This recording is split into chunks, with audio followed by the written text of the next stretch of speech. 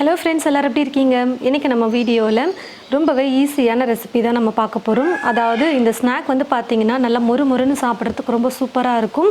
வெறும் கடலை மாவும் அரிசி மாவும் இருந்தால் போதும், எல்லாருக்கும் ரொம்ப பிடிக்கக்கூடிய வகையில் இனி பேக்கரிக்கே போகாமல் வீட்லேயே நம்ம சூப்பராக மிளகு காராசேவ் வந்து செஞ்சிடலாம். வாங்க இப்போது மிளகு காராசேவ் எப்படி செய்கிறதுன்னு பார்க்கலாம். மாவு பிசைகிறதுக்கு கொஞ்சம் இந்த மாதிரி அகலமான பாத்திரம் எடுத்துக்கோங்க. இப்போது இந்த பாத்திரத்தில் ஒரு கப் அளவுக்கு கடலை மாவு சேர்த்துக்க போகிறேன். நிறைய பேர் வந்து பார்த்தீங்கன்னா கப் அளவு சொல்லும்போது கூடவே கிராமும் சொல்லுங்கள் அப்படின்னு சொல்லிட்டு சொன்னீங்க, வெயிட் எவ்வளோ இருக்குதுன்னு சொல்லிட்டு. இப்போ நான் வந்து பார்த்தீங்கன்னா ஒரு கப் அளவுக்கு கடலை மாவு எடுத்திருக்கேன். இந்த கடலை மாவோட வெயிட் வந்து பார்த்தீங்கன்னா 150 கிராம் இருக்குது. மாவை எப்போவுமே சலிச்சிட்டு செய்யணும். நான் ஒரு சல்லடையில் மாவை கொட்டிக்கிறேன். இதே கப்பில் 1/4 கப் அளவுக்கு அரிசி மாவு சேர்த்துக்கிறேன். பச்சரிசி மாவு, நீங்கள் வந்து கடையில் வாங்கின மாவு கூட யூஸ் பண்ணிக்கலாம். வறுத்த அரிசி மாவு, வறுக்காத அரிசி மாவு எது வேணாலும் எடுத்துக்கோங்க. அரிசி மாவோட வெயிட் வந்து பார்த்திங்கன்னா கிட்டத்தட்ட ஒரு 50லேருந்து 60 கிராம் இருக்கும். இப்போ கடலை மாவையும் அரிசி மாவும் நான் சலிச்சு எடுத்துக்கிறேன்.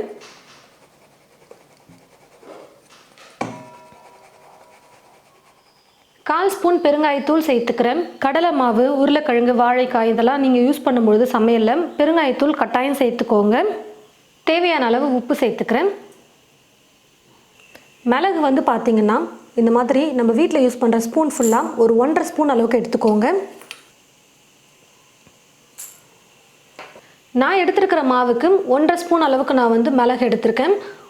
இப்போ இந்த மிளகை வந்து நம்ம கொரப்பாக இடித்து சேர்த்துக்கலாம், முழுசாக சேர்க்க வேணாம். பாருங்கள் ஃப்ரெண்ட்ஸ், மிளகை வந்து நான் கொரப்பாக இடித்து எடுத்துக்கிட்டேன்.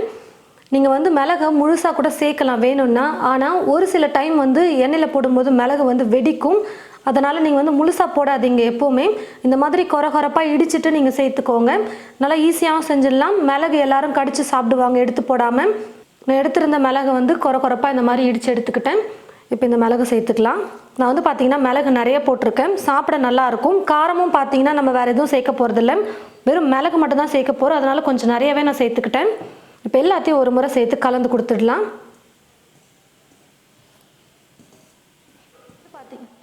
நான் வந்து ஒரு 2லேருந்து 3 ஸ்பூன் அளவுக்கு எண்ணெயை எடுத்து சூடு பண்ணி எடுத்து வச்சுருக்கேன். இப்போ இந்த சூடான எண்ணெயை சேர்த்துக்க போகிறேன். நல்லா மொறுன்னு ஒரு ஸ்நாக், அதனால தான் எண்ணெயை சூடு பண்ணி சேர்க்குறோம். எண்ணெய்க்கு பதிலாக நீங்கள் நெய், வெண்ணெய் எது வேணாலும் சேர்த்துக்கோங்க. இப்போ இது எல்லாத்தையும் சேர்த்து மாவோட நல்லா கலந்து கொடுத்துக்கலாம்.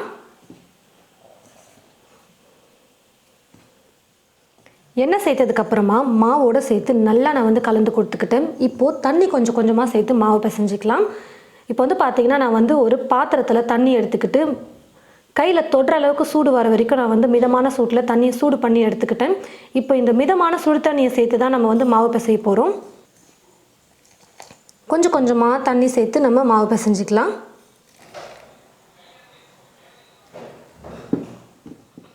பாருங்கள் ஃப்ரெண்ட்ஸ், மாவு வந்து பிசைஞ்சிட்டேன். எவ்வளோ இலக்கமாக நான் வந்து மாவு பிசைஞ்சிருக்கேன் பாருங்கள். இந்த மாதிரி கொஞ்சம் இலக்கமாக இருக்கிற மாதிரி மாவு பிசைஞ்சிக்கணும். ரொம்ப கெட்டியாக நீங்கள் பிசைஞ்சிட்டிங்கன்னா உங்களால் ஸ்நாக் வந்து செய்கிறதுக்கு ரொம்ப கஷ்டமாக இருக்கும். அதே மாதிரி இதை விட ரொம்ப நீங்கள் இலக்கமாக பிசைஞ்சிட்டிங்கன்னா கண்டிப்பாக ஸ்நாக் வந்து எண்ணெய் குடிச்சிரும். உங்களுக்கு வீடியோவில் பார்க்கும்போது தெரியும்னு நினைக்கிறேன். இந்த அளவுக்கு கொஞ்சம் இலக்கமாக நீங்கள் இருக்கிற மாதிரி பிசைஞ்சிக்கிட்டிங்கன்னா போதும்.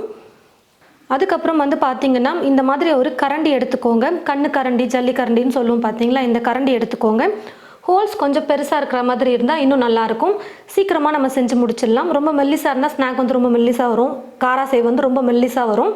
நான் வந்து நார்மலாக வீட்டில் இருக்கிற கண்ணு கரண்டி தான் எங்ககிட்ட இருந்துச்சு, அதனால் நான் அதை எடுத்திருக்கேன். இன்னும் கொஞ்சம் பெருசாக இருக்கிற மாதிரி உங்ககிட்ட இருந்தால் நீங்கள் அதை எடுத்துக்கோங்க. இப்போது மாவை கொஞ்சம் கொஞ்சமாக எடுத்து வந்து பார்த்திங்கன்னா இதில் போட்டு நம்ம நல்லா ப்ரெஸ் பண்ணணும். ப்ரெஸ் பண்ண மாவு வந்து கீழே விழும். அப்போ வந்து எண்ணெயில் விழும்பொழுது கரெக்டாக இருக்கும். இப்போ நான் எதுக்காக கொஞ்சம் இலக்கமாக இருக்கிற மாதிரி பிசைய சொன்னேன்னு இப்போ உங்களுக்கு புரியும். பாருங்கள், ரொம்ப கெட்டியாக இருந்ததுன்னா நம்மளால் ப்ரெஸ் பண்ண முடியாது, கை வந்து ரொம்ப வலிக்கும். கொஞ்சம் இலக்கமாக இருந்துச்சுன்னா தான் டக்கு நமக்கு ப்ரெஸ் பண்ணால் கீழே வந்து மாவு வந்து வரும். இப்படி பாருங்கள், இந்த மாதிரி கொஞ்சம் கொஞ்சமாக அப்படியே எண்ணெயில் விழும்பொழுது சூப்பராக காராசேவ் வந்து செஞ்சு எடுத்துடலாம். கடாயில் எண்ணெய் ஊற்றி வச்சுட்டேன். எண்ணெய் வந்து பார்த்திங்கன்னா நல்லா காஞ்சி வந்துருச்சு. கொஞ்சமாக மாவு எடுத்து போட்டு பாருங்கள், எண்ணெய் காஞ்சிருக்கா இல்லையான்னு தெரிஞ்சிடும். இப்போ இந்த கண்ணு கரண்டியில் மாவு போட்டு நல்லா அப்படி ப்ரெஸ் பண்ணிகிட்டே இருக்கலாம். ரொம்ப கெட்டியாக மாவு பிசைஞ்சிட்டிங்கன்னா கண்டிப்பாக ரொம்ப கஷ்டமாக இருக்கும். அதையும் சொல்லிடுறேன், இந்த மாதிரி ப்ரெஸ் பண்ணும்போது ரொம்ப கஷ்டமாக இருக்கும். எண்ணெய் நல்லா காஞ்சதுக்கு அப்புறமா ஸ்டவ் வந்து குறைச்சி வச்சுக்கோங்க. ஏன்னா நம்ம இப்படி ப்ரெஸ் பண்ணும்போது அந்த அனல் வந்து கையில் படும். அதனால் கொஞ்சம் ஸ்டவ்வை குறைச்சி வச்சுட்டு நம்ம இந்த மாதிரி ப்ரெஸ் பண்ணிக்கிட்டோம்னா ஈஸியாக இருக்கும் பண்ணுறதுக்கு.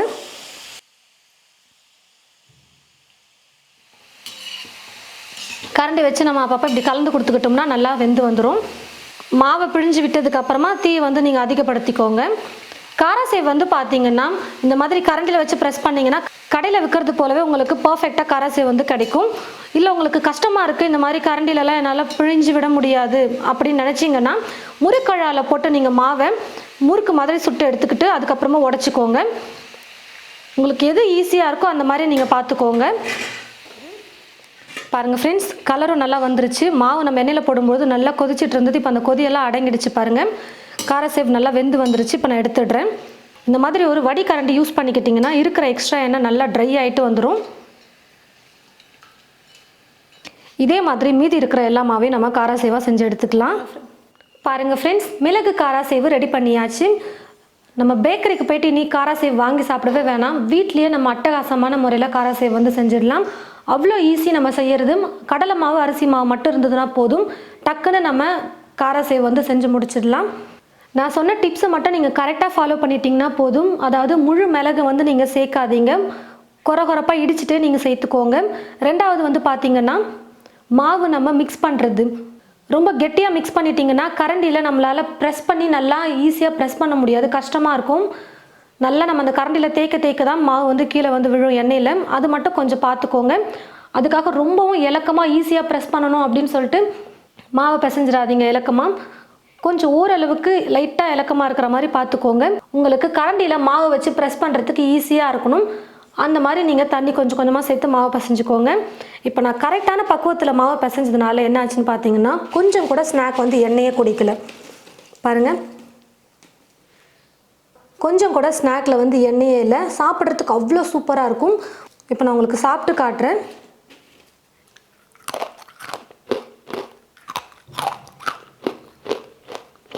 நல்லா இப்படி நம்ம காராசேவை இப்படி உடைக்கும் பொழுது கூட பாருங்கள் உங்களுக்கு தெரியும் எண்ணெயே இல்லைன்னு சொல்லிட்டு கையில். கண்டிப்பாக தாராளமாக நீங்கள் இந்த ஸ்நாக்கை உங்கள் வீட்டில் ட்ரை பண்ணலாம். எண்ணெய் குடிக்காது, அதிக பொருளும் செலவில்லை. கடலை மாவு அரிசி மாவு இருந்ததுன்னா போதும். கொஞ்சம் மாவு தான் எடுத்தோம், அதுக்கே பார்த்தீங்கன்னா எவ்வளோ காராசேவ் வந்திருக்கு பாருங்கள். காராசேவ் நல்லா சூடாறினதுக்கப்புறமா ஒரு பாக்ஸில் போட்டு வச்சுக்கிட்டிங்கன்னா தேவைப்படும் போது சாப்பிட்டுக்கலாம். நமத்து போகாமல் நல்லா மொறுன்னு இருக்கும். நீங்களும் இது போல் உங்களுடைய வீட்டில் மிளகு காராசேவ் செஞ்சு பாருங்கள். செஞ்சு பார்த்துட்டு எப்படி இருக்குன்னு மறக்காமல் கமெண்ட் பாக்ஸில் வந்து கமெண்ட் பண்ணுங்கள். இந்த வீடியோவை மற்றவங்களுக்கும் ஷேர் பண்ணுங்கள். இது போல் நிறைய ரெசிபீஸ் பார்க்க தமிழ் ஃபுட் மசாலா சேனலை மறக்காமல் சப்ஸ்கிரைப் பண்ணிக்கோங்க. கூடவே பக்கத்தில் இருக்கிற பெல் ஐக்கானை கிளிக் பண்ண மறந்துடாதீங்க. தேங்க்யூ.